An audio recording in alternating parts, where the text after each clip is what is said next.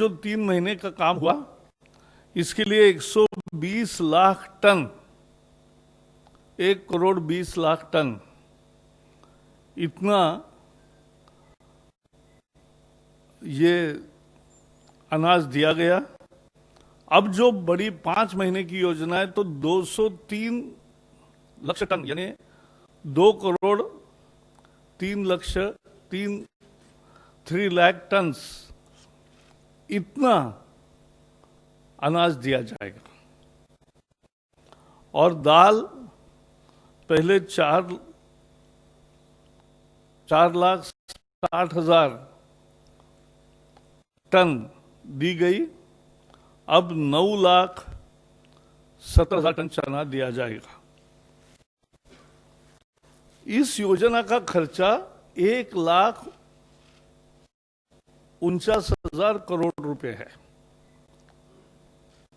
और ये पहली दफा इस योजना आजादी के बाद हो रही है कि 8 महीने 81 करोड़ लोगों को मुफ्त राशन मिल रहा है। इतनी बड़ी योजना दुनिया में किसी भी देश की नहीं। और ये योजना बेहद लोकप्रिय हुई क्योंकि जितना गया इसमें गरीब वर्ग भी है, निम्न मध्यम वर्ग है, रोजगारी पर काम करने वाले लोग हैं, स्वयं रोजगार जिनका है वो सब लोग हैं। तो ऐसे सभी लोगों को ये लाभ मिला है। और जो प्रवासी मजदूर है, प्रवासी मजदूरों को भी, क्योंकि उनके राशन कार्ड उनके पास नहीं होते या वो अपने घर से, फैमिली से दूर है, तो उनके लिए भी 5-5 किलो अनाज का घोषणा किया था। और इसमें 64 लाख टन इतना अनाज दिया गया, 8 लाख मीट्रिक टन दिया गया। और ये अगस्त तक अब मिलता रहेगा। जिनको नहीं मिला है या जो लोग वापस आए उनको यह अगस्त तक मिलता रहेगा। So friends, in the biggest scheme of helping the needy, Prime Minister announced this Garib Kalyan Anna Yojana, and in this scheme 81 crore people are given free ration for 8 months now, from April to November. It was never done, unprecedented, and it cost Exchequer 1,49,000 crore rupees, and in which every month each person got 5 kilo of food grain, and also every family received 1 kg of dal, and now it will receive 1 kg of chana. And even the migrant laborers were also included at the latter stage, and they have also got ration, free ration. Now those who have returned will also continue to get, because where they are now, they are already getting free ration. If they return and come, they will also get free ration. दूसरे एक महत्वपूर्ण निर्णय में जो उज्ज्वला के gas लेने वाली 7,40,00,000 महिलाएं हैं, उन 7,40,00,000 लोगों को 3 सिलेंडर फ्री देने का ऐलान किया था। लेकिन आपको पता है हर महीने एक सिलेंडर सबको लगता ही है, ऐसा नहीं। इसलिए पहला सिलेंडर तुरंत लोगों ने लिया, अनेक लोगों ने दूसरा भी लिया, लेकिन तीसरा तुरंत 3 महीने का पीरियड में नहीं लगा है। तो अब सितंबर के अंत तक ये 3 सिलेंडर जो जून में खत्म होने वाले थे, उसके जगह वो सितंबर सितंबर तक उसको अवधि बढ़ा दी गई है ताकि उनको मिले। इसके लिए 13,500 करोड़ रुपए खर्च आएगा। सरकार ने और एक कार्यक्रम किया था, उसका भी विस्तार किया है कि जो छोटे व्यवसाय है, जहां 100 लोग हैं, 100 से भी कम लोग हैं, और जिनके पास उसमें से 90% लोग 15,000 से कम तनखे वाले हैं, ऐसे कर्मचारियों की हर महीने जो 12% प्रोविडेंट फंड जाता है वो सरकार ने भरा। मजदूरों का भी, कर्मचारियों का भी और मालिक का भी। तो ऐसे 3,67,000 उद्योगों को, एस्टेब्लिशमेंट्स को इसका फायदा हुआ और 72 लाख लोगों को इसका फायदा हुआ। तो ये बहुत महत्वपूर्ण है। इसके लिए 4,760 करोड़ पहले हुए, वो मार्च अप्रैल मई में हुआ, और अब जून जुलाई अगस्त और 3 महीने इसका फायदा लोगों को और छोटे एस्टेब्लिशमेंट्स को मिलता रहेगा, जहां 100 से लोग कम है। 15,000 तक की जिसको तनख्वाह है उसका प्रोविडेंट फंड सरकार भरेगी, और उसके एवज में मालिक का भी हिस्सा, अंशदान सरकार ही करेगी। तो मजदूरों के हितों में उनके हाथ में 12% तनख्वाह ज्यादा आया और मालिक के भी 12% बचे। तो इसका फायदा हुआ है। एक चौथे निर्णय के अनुसार प्रधानमंत्री आवास योजना में, जैसे आपको पता है, शहरों में कुछ घर बन के तैयार है, अन्य योजनाओं में 107 शहरों में 1,08,000 छोटे मकान, यानी 1 बेडरूम किचन, इतने फ्लैट्स तैयार है। इन फ्लैट्स को प्रवासी मजदूरों को किराए पर देने का फैसला किया है, और अभी 1,08,000 तैयार है 107 शहरों में, यानी एवरेज पकड़ोगे तो 1,000 हर शहर में है। वहां की कॉरपोरेशन किराए पर देगी, और दूसरा भी उसका हिस्सा है कि किसी की व्यक्तिगत जमीन है या कॉरपोरेशन अपनी जमीन पर कुछ करना चाहता है, सरकार अपनी जमीन पर करना चाहती है, तो यह आवास योजना चलेगी, और उसके लिए 50% FSI या FIR कहते हैं अलग अलग शहरों में, तो फ्लोर स्पेस इंडेक्स कहीं 1 होता है, कहीं 2 होते हैं, कहीं 3 होता है, वो 50% ज्यादा मिलेगा।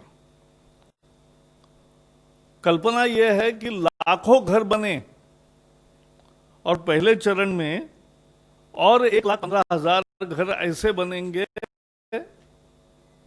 जो 1 बेडरूम किचन होंगे, और उसके साथ साथ पहली दफा 6 लोगों के लिए डॉर्मेटरी भी बनेगी। आपको मालूम है, अनेक कर्मचारी, अनेक मजदूर एक रूम में 8-8, 10-10 मजदूर रहते हैं।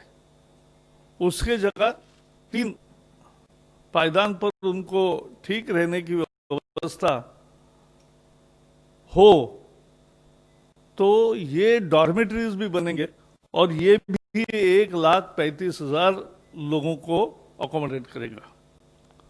तो कुल मिला के आज की योजना है वो लगभग 4 लाख के आसपास लोगों की व्यवस्था करेगी, 3.5 लाख लोगों की। लेकिन ये स्कीम लगातार चलती रहेगी, ये बढ़ती रहेगी, और इसमें 25 साल की ये एक तरह से उसको किराए पर मिलता रहेगा, और मजदूर बदलेंगे तो भी किराया का नाम नया आएगा। तो ये काम पर जो मजदूर आते हैं उनके लिए ये एक व्यवस्था, किराए पर मकान नहीं मिलता था, सस्ता नहीं मिलता था, अब सस्ता मकान मिलेगा। एक और महत्वपूर्ण फैसले में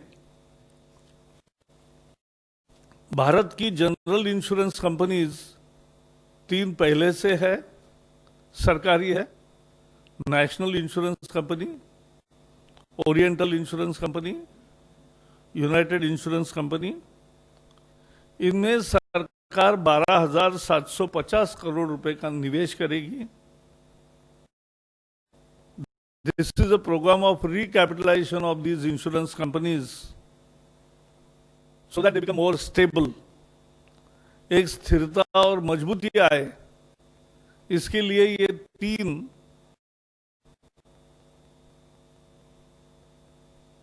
कंपनियों को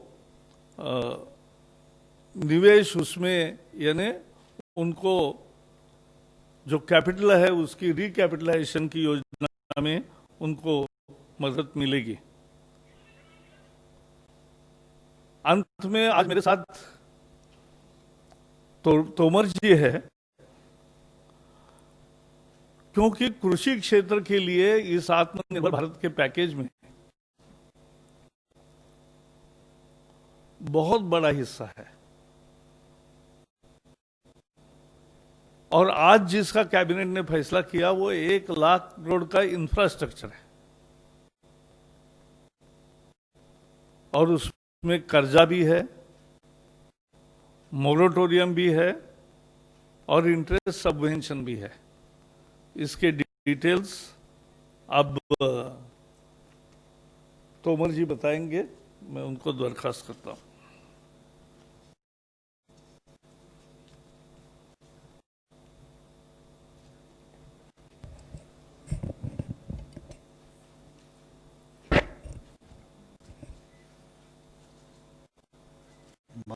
बहुत धन्यवाद प्रकाश जी।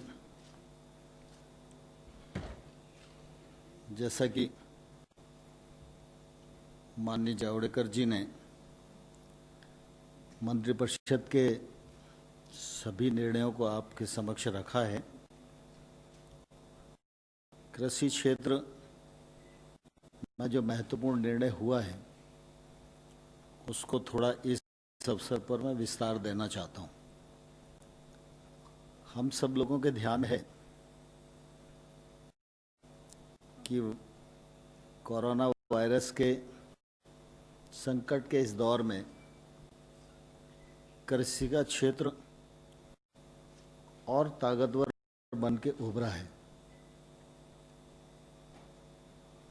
लॉकडाउन की स्थिति में लगभग गतिविधियां बंद थीं, लेकिन कृषि का क्षेत्र अपनी गति से काम कर रहा था और किसानों ने किसी भी प्रकार से इस क्षेत्र में नुकसान होने का अवसर प्रदान नहीं किया। अगर हम रबी की फसल की दृष्टि से देखेंगे तो गत वर्ष 144 मिलियन टन पैदावार हुई थी और इस बार 152 मिलियन टन पैदावार हुई है, और खरीफ की बुआई अभी चल रही है। लेकिन बुआई का आंकड़ा भी अगर हम देखेंगे तो इस बार 432.97 लाख हेक्टेयर में बुआई हो चुकी है। गत वर्ष से अगर इसकी तुलना करेंगे तो 202 लाख हेक्टेयर अभी ज़्यादा है, यानी 88% ज़्यादा है, और अभी ये सिलसिला चल ही रहा है। कुल मिला के रबी में पहले से अधिक पैदावार करना, उसका उपार्जन करना, बाकी सारी व्यवस्थाएं बनाना, और ग्रीष्म ऋतु की फसल हो या खरीफ की फसल हो उसमें भी उत्तरोत्तरी वृद्धि होना, ये कृषि क्षेत्र की ताकत का परिचायक है। और इसलिए प्रधानमंत्री जी जब भी कोई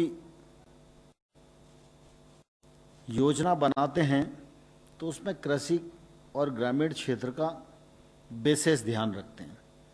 और मैं धन्यवाद देना चाहूँगा कि जब पिछले दिनों आत्मनिर्भर पैकेज की भी उन्होंने घोषणा की तो कृषि और संबद्ध क्षेत्रों के लिए प्राथमिकता से ध्यान रखा।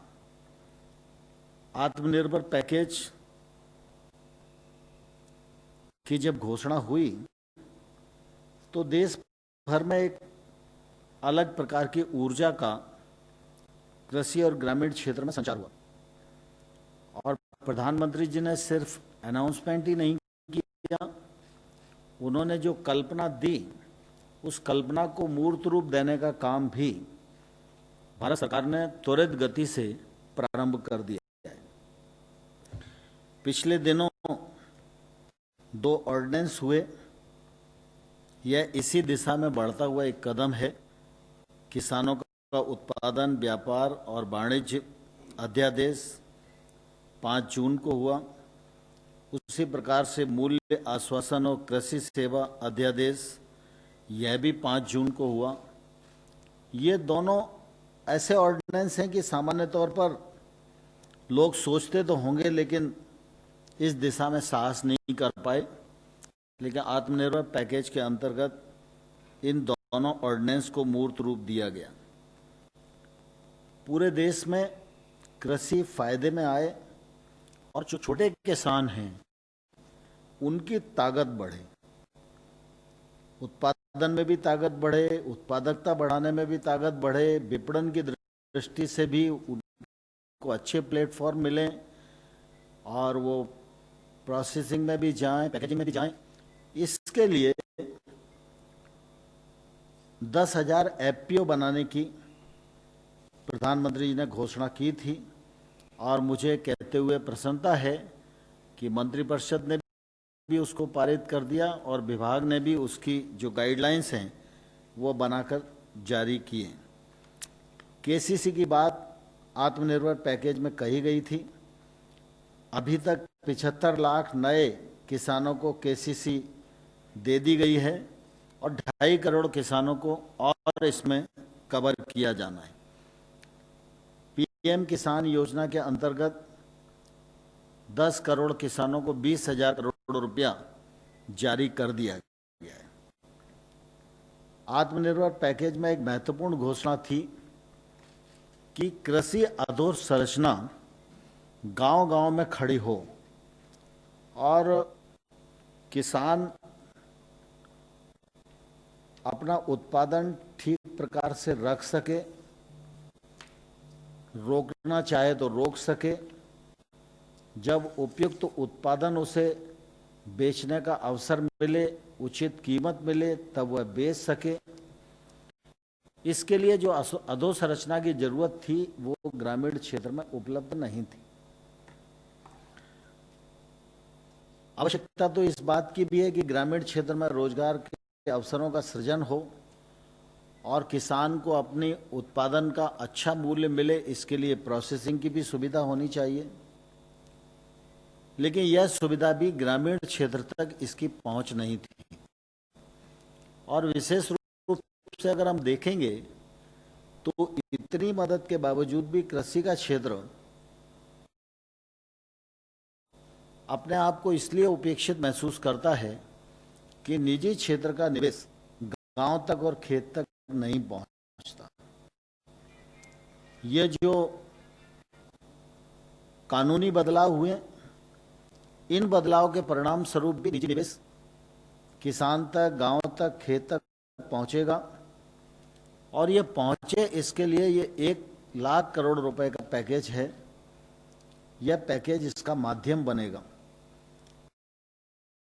और मैं धन्यवाद देना चाहता हूं माननीय प्रधानमंत्री जी ने आज मंत्रिपरिषद की बैठक में इस पूरी परियोजना को स्वीकृति प्रदान कर दी है।